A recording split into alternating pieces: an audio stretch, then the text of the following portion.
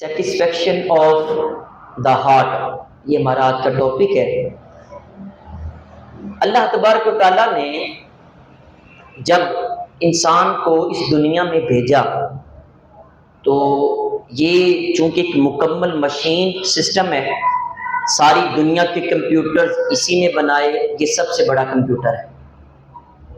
تو اللہ تعالیٰ نے اس کی رہنمائی کے لیے 7 کتابیں بھی نازل کی ہیں۔ آپ کبھی مارکیٹ میں جائیں، جتنی بھی آپ نے مشینری خریدنی ہے، اس مشینری کے ساتھ جب آپ وہ ڈبہ کھولیں گے، مثال کے طور پہ یہ ڈبہ جب آپ نے کھولا موبائل کا، اس کے اندر ایک چھوٹی سی کتاب، بک لیٹ، کتابچہ، وہ بھی نکلتا ہے۔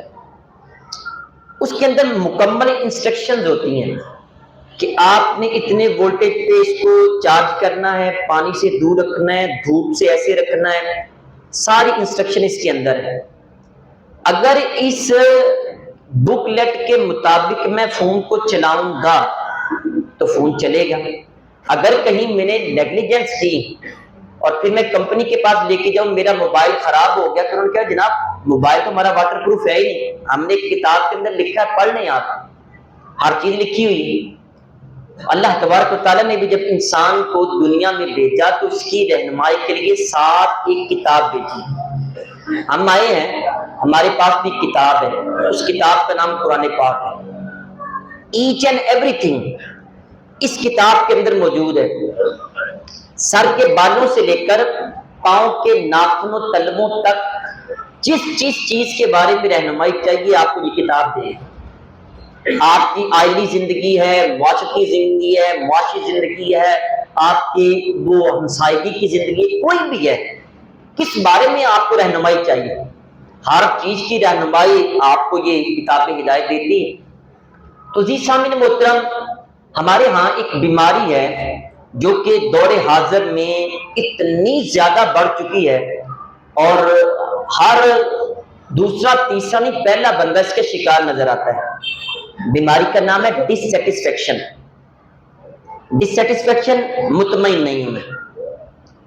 اچھا، یہ بیماری جو ہے نا، یہ ایک وٹامن کی کمی کی وجہ سے پیدا ہوتی ہے۔ جتنی زیادہ وٹامن کی کمی ہوتی چلی جائے گی، یہ بیماری بڑھتی چلی جائے گی، اتنی بڑھ جائے گی کہ انسان قبر کی مٹی تک پہنچ جائے گا، اور تب یہ جا کے بیماری اس کا ساتھ چھوڑتی ہے۔ اچھا، وہ وٹامن کون سا ہے؟ اس وٹامن کا نام ہے تھینک فلنس، گریٹیٹیوڈ، شکر۔ یہ جو شکر ہے، یہ وٹامن جتنا بڑھتا چلا جائے گا، یہ بیماری اتنی کم ہوتی چلی جائے گی۔ اچھا، اگر یہ وٹامن کم ہوتا چلا جائے تو یہ بیماری آگے مزید 2 خطرناک بیماریوں کو ساتھ لاتی ہے۔ ان 2 بیماریوں کا نام ہے کہ اینگزائٹی اور ایک ڈپریشن۔ یعنی جب بندہ ڈس سیٹسفائی ہو جاتا ہے، میں مطمئن نہیں ہوں، تو پھر ایک بیماری کا تعلق ہے پاسٹ کے ساتھ، ماضی کے ساتھ، ڈپریشن اس کو کہتے ہیں۔ اچھا، وہ کیسے لگتی ہے؟ مطمئن نہیں ہوں، میرے فلاں رشتہ دار نے میرے ساتھ ایسا کیا، اگر وہ ایسا نہ کرتا میں آج ایسا ہوتا۔ بندہ اس سوچ سے باہر نکلتا ہی نہیں۔ فلاں دوست نے مجھے ایسے دھوکہ دیا، فلاں نے میرے ساتھ ایسا کیا، فلاں جگہ اگر ایسا نہ ہوتا، ہمارا ابا وہ زمین نہ بیچتا، ہمارے ہاں وہ پلاٹ نہ بکتا، ہم ایسے نہ کرتے تو آج ایسے ویسے، کاش یہ ہمارا مقدر بن جاتے ہیں۔ اور یہ ایسا مقدر بنتے ہیں، پھر انسان تباہی کے دانے پہ کھڑا ہو جاتا ہے، ڈپریشن کا شکار ہو جاتا ہے، ہر وقت سوچ ایسی رہتی ہے، بندہ آگے بڑھتا ہی نہیں۔ اچھا، دوسری بیماری جب ڈس سیٹسفیکشن بڑھتی چلی جاتی ہے، دوسری بیماری انزائٹی کی، پریشانی، اس کا تعلق مستقبل کے ساتھ ہے۔ میری 4 بیٹیاں ہو گئی ہیں، ان کا نکاح کیسے ہوگا؟ بھائی پیدا تو نے کیا ہے، دی رب نے، اللہ دے گا اس کا رشتہ، اللہ تعالیٰ دے گا۔ ہمارے ہاں یہاں ہمارے علاقے میں ایک بندہ ہے، اس کی 10-11 بیٹیاں ہیں اور 1-2 بیٹیاں رہ گئی، باقی سب کی شادی ہوگی۔ کرتا کیا ہے؟ کوئی چھوٹا موٹا کام کرتا ہے، اللہ تعالیٰ نے برکت دی۔ آپ کون ہوتے سوچنے والے؟ سوچو کہ اپنے پاس رکھے، اللہ تعالیٰ نے کرنا ہے۔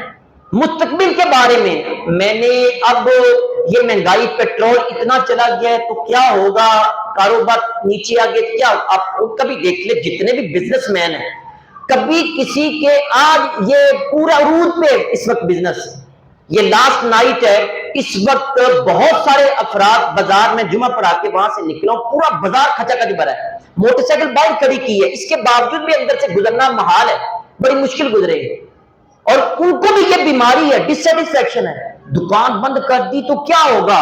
آج لاکھوں کی سیل آج ہی ہو جانی ہے، آج ہی پتہ نہیں انہوں نے وہ بہت بڑے وہ بزنس مین بن جانا ہے، کروڑ پتی اربپتی بلینئر بن جائیں۔ نہیں یار، یہ بیماری ہے، ڈسسیٹسفیکشن ہے، مطمئن نہیں ہو آپ، یہ مستقبل کی بیماری ہے۔ میں نے دکان بند کر کے میں اگر چلا گیا، میں گاڑی کھڑی کر کے مسجد میں چلا گیا، میرا کسٹمر چلا جائے گا۔ بیماری ہے ڈسسیٹسفیکشن۔ اب یہ انزائٹی بڑھتی چلی جائے گی، میں نے پڑھائی کی ہے، جاب نہیں مل رہی ہے، پریشانی بڑھتی چلی، انزائٹی ہے۔ میں آپ سے عرض کروں جتنی یہ بیماری بڑھتی چلی جائے گی اتنی۔ اچھا یہ شوگر، آپ پوچھیں میڈیکل سائنس سے کیا بیسیکلی بیماری ہے، کہیں گے بیماری نہیں ہے، یہ آپ کی دماغ کی بیماری ہے۔ آپ پوچھ لیں یہ بلڈ پریشر کو بیماری ہے، کہیں نہیں بھائی یہ دماغ کی بیماری ہے۔ آپ کہیں گے علامہ صاحب کیسے کہہ رہے ہیں؟ آپ دیکھیں کہ یہ جو معدے کی بیماری ہے، میں ایک دفعہ میڈیکل سٹور پہ گیا تو میں نے کہا یار یہ میری والدہ محترمہ اللہ تعالیٰ غریق رام فرمائے، تو وہ بھی معدے کا کیپسول وغیرہ کھاتی تھی، تو میں نے کہا کہ یہ جو معدے والی جو دوائیاں ہیں، مجھے تو لگتا ہے ہر تیسرا بندہ کہتا ہے نہیں حضرت صاحب تیسرا نہیں، ہر دوسرا نہیں، ہر پہلا بندہ لے کے جا رہا ہے۔ آج ڈاکٹر دوائی بعد میں دیتا ہے، پہلے کوئی معدے کی کہتا ہے یہ والی گولی کھانی ہے آپ نے، تو پھر کیونکہ پریشانی جو ہوتی ہے وہ معدے کو خراب کرتی ہے۔ اس کی سب سے بڑی مثال، ماں کی میت سامنے پڑی ہو، ادھر کڑھائی پڑی ہو، آپ کھائیں گے؟ آپ پسند بھی بڑا کرتے ہیں، کیوں؟ غم ہے، غم ہو تو کھانا اچھا نہیں لگتا، غم ہو تو کھانا کھائیں تو آپ کو ہضم نہیں ہوگا، کھانا لگے گا ہی نہیں آپ کو۔ کھانا لگتا ہی تب ہے، وہ انرجی آپ اس وقت دیتے ہیں 100% جب آپ کے ذہن میں غم نہ ہو۔ تو یہ جو ڈسسیٹسفیکشن کی بیماری لگی ہے، ڈپریشن آپ کا مقدر، انزائٹی آپ کا مقدر، پریشانیاں، غم آپ نے اپنی جیب میں ڈال رکھے ہیں، سوتے ہیں تو سرہانے رکھ کے سوتے ہیں، اٹھتے ہیں تو سب سے پہلے ان سے سلام لیتے ہیں، آپ نے غموں سے جان چھڑائی نہیں۔ میں آپ سے عرض کروں یہ ہم اتنا اس بیماری میں مبتلا ہو چکے ہیں، ہمارے معاشرے میں بہت بڑا یہ گندا رواج ہے، جس کی ماں فوت ہو جائے وہ عید پہ کپڑے نہیں پہنتا ہے۔ کیوں جی؟ اور نہیں جی جنہ دی ماما فوت ہو نا جی ادا کتنا کیا اللہ کی رضا پہ راضی نہیں ہو؟ افسوس کتنے دن ہے بتائیں مجھے؟ 3 دن ہے۔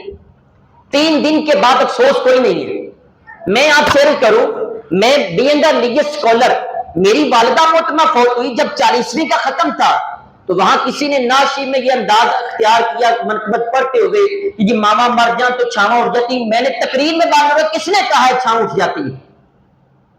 کیوں تعلق ختم کرتے ہیں؟ آپ پڑھیں نا نماز اور کہیں دو زانوں بیٹھ کے ربنا اغفر لی والی والی دیا، میں دیکھتا ہوں ماں کی طرف سے وہاں دعائیں آتی یا نہیں آتی؟ تعلق تم نے ختم کیا ہے، ماں سے تعلق ختم نہیں ہوا۔ کون کہتے ہیں مدے سے تعلق ختم ہو جاتا ہے؟ میرا رب تو کہتا ہے کھڑے ہو کے میرا قیام کرو، رکوع کرو، سجدہ کرو۔ جب نماز ختم کرنے لگو، نماز تیری تب میں مکمل کروں گا جب تو اپنے ماں باپ کو یاد کرے گا، ان کے لیے دعا کرے گا۔ کون کہتا ہے مر گئے تو تعلق ختم ہو جائے گا؟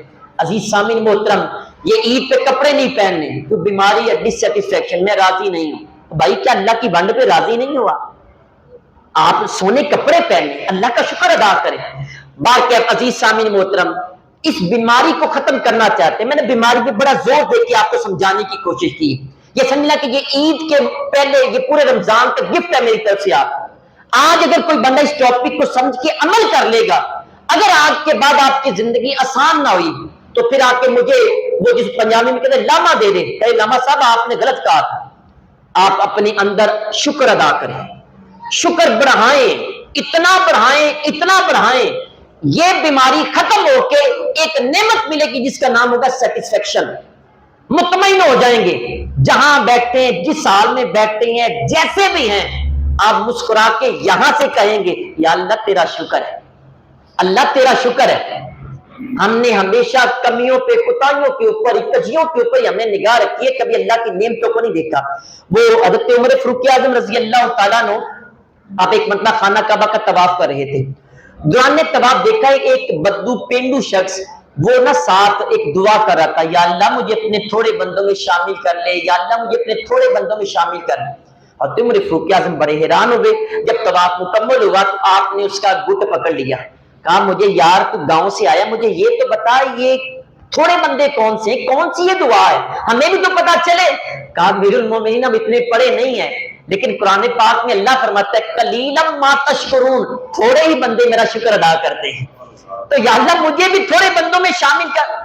اکثر بندے نہ شکرے ہوتے ہیں، سب کچھ ہوتا ہے، لیکن پھر بھی کہتے مر گئے۔ بزنس مین سے پوچھو پورا بازار بھرا ہے، 10 دن ہیں، رات کو نوٹ گنتے کتنے گھنٹوں لگتا ہے، پھر بھی پوچھے جی کیسا ہے، بڑے مندے حال میں جی، ڈنڈ یاد ہی ساری۔ اوے آپ نے اللہ کا شکر ادا نہیں کیا۔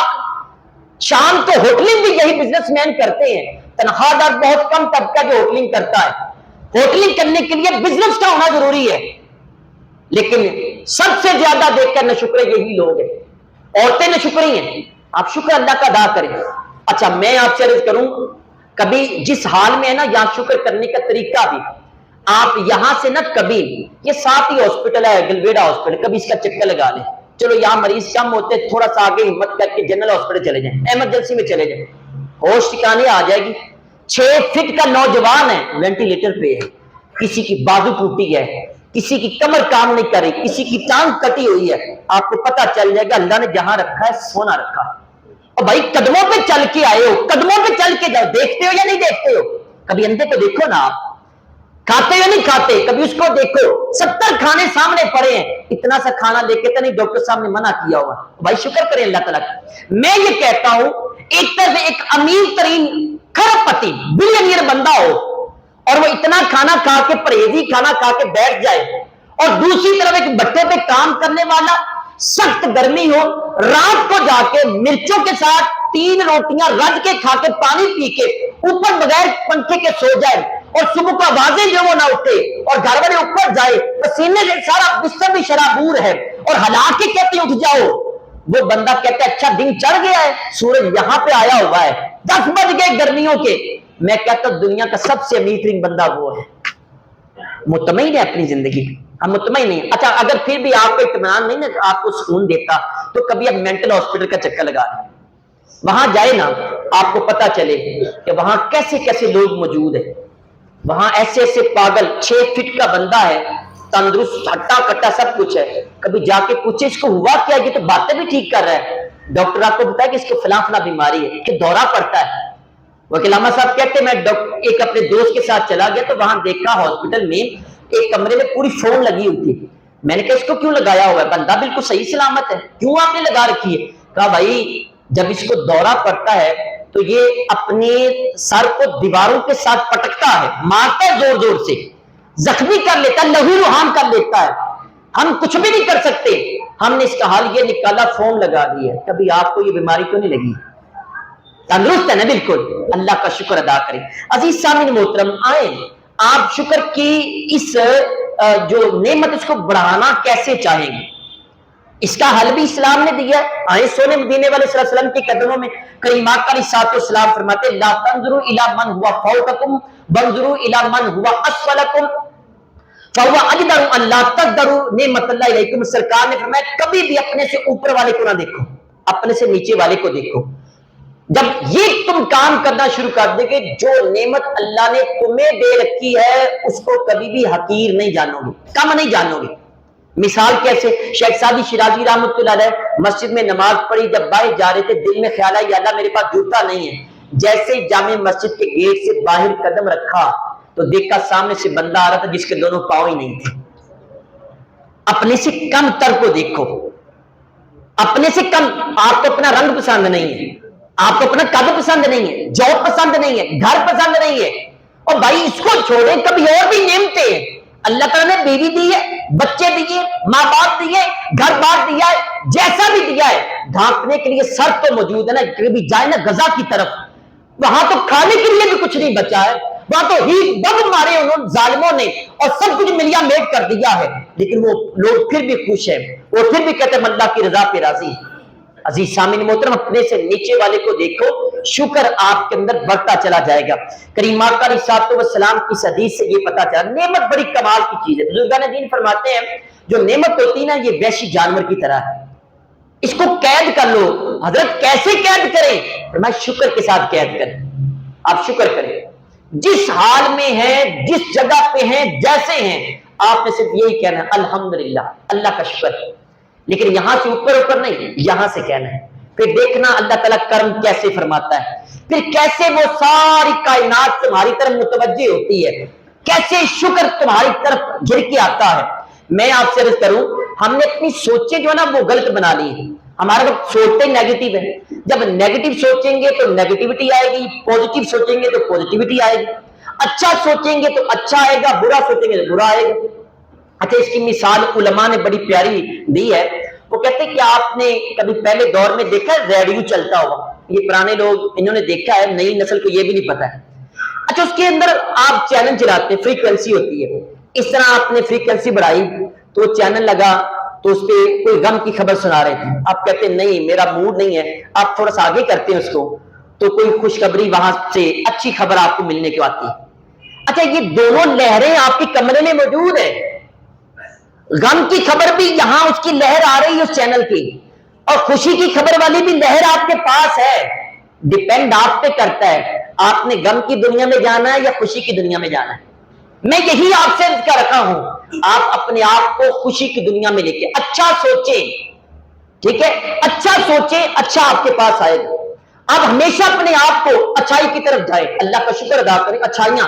اچھا، جب آپ شکر کرتے ہیں نا، میں آپ سے عرض کروں، آپ شکر کرتے پھر پوری کائنات آپ کی طرف متوجہ ہوتی ہے، یہ ہوائیں، یہ فضائیں، یہ چرند، یہ پرند، یہ آسمان، یہ ستارے، یہ سورج، یہ چاند، سارے فخر کرتے ہیں یار کیسا اللہ کا بندہ ہے، کھانے کو کچھ نہیں ہے پھر بھی مالک کا شکر، پینے کو کچھ نہیں پھر بھی مالک کا شکر، یار یہ بندہ کیسا ہے، یار یہ کیسا بندہ ہے، جوان بیٹا کربلا میں ذبح ہو گیا پھر بھی اللہ تیرا شکر ہے، ننھا بنھا بچہ ہاتھوں میں جان دے دی علی اصغر نے پھر بھی اللہ کا شکر ہے، کیسا بندہ ہے۔ کبھی آپ بھی ایسا کر کے دیکھیں نا، ہمارے یہاں شکر نہیں ہے، ہم نہ شکرے ہو چکے ہیں، ہم یقین مانیے اللہ کی بند پہ راضی نہیں ہیں۔ اللہ تعالیٰ نے جو ہمارے اندر یہ کر دیا، کسی کو امیر، کسی کو غریب، کسی کو میڈیوکر درمیانہ بنا دیا، ہم راضی نہیں ہیں۔ ہم کہتے ہیں میں نہیں ہوں، بلکہ ہمارے ہاں الفاظ اللہ معاف کرے ایسی زبانوں پہ آتے ہیں وہ کفر کی طرف بندے کو لے جاتے ہیں۔ عزیز سامعین محترم، یاد رکھنا یہ جو دولت ہے یہ انسان کو کبھی بھی مطمئن نہیں ہونے دیتی۔ کہیں ماں علیہ الصلوۃ والسلام کے ایک فرمان ہے، فرمایا کہ بندے کے پاس سونے کی ایک وادی ہو تو وہ کہے گا ایک اور وادی ہے، یعنی ایک فیکٹری ہے ایک اور فیکٹری کا سوچ رہا ہے۔ آج دیکھ لیں آپ جتنے بھی یہ یعنی بزنس مین ہے وہ ایسے ہی کریں گے، وہ پریشان ہے کیا جی اور فیکٹری لگانی ہے، پتہ نہیں وہ جگہ نہیں ملی، فلاں فلاں۔ ایک وادی ہو سونے کی، دوسری فرمایا کہ اس کے منہ کو یا پیٹ کو سوائے قبر کی مٹی کی کوئی باری نہیں سکتی۔ دولت والا امیر نہیں ہوتا ہے، یاد رکھنا۔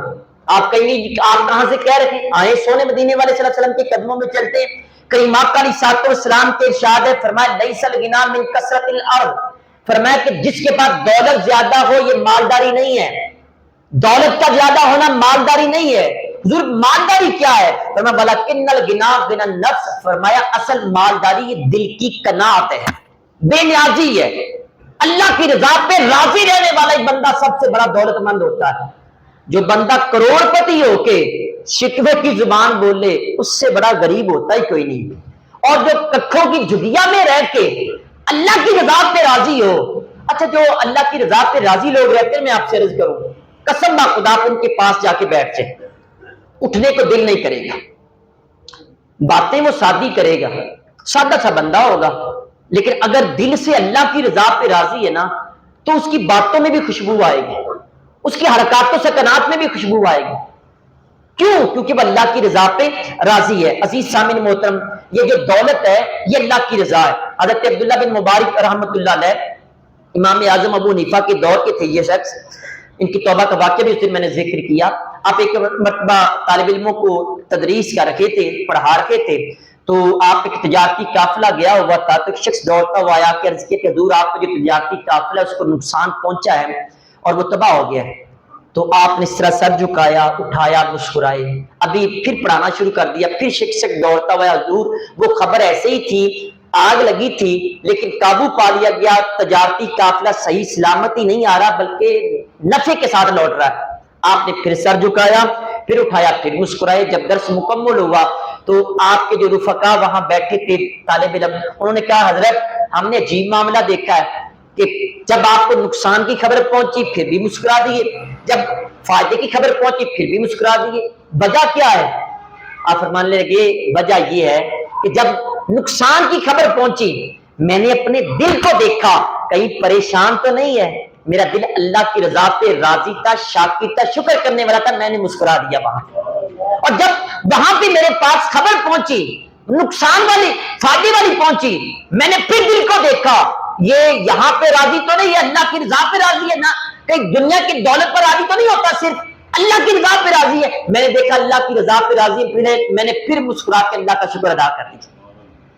ہمارے ہاں تو تھوڑا سا نقصان پہنچے ساری رات غم میں چلے گئے۔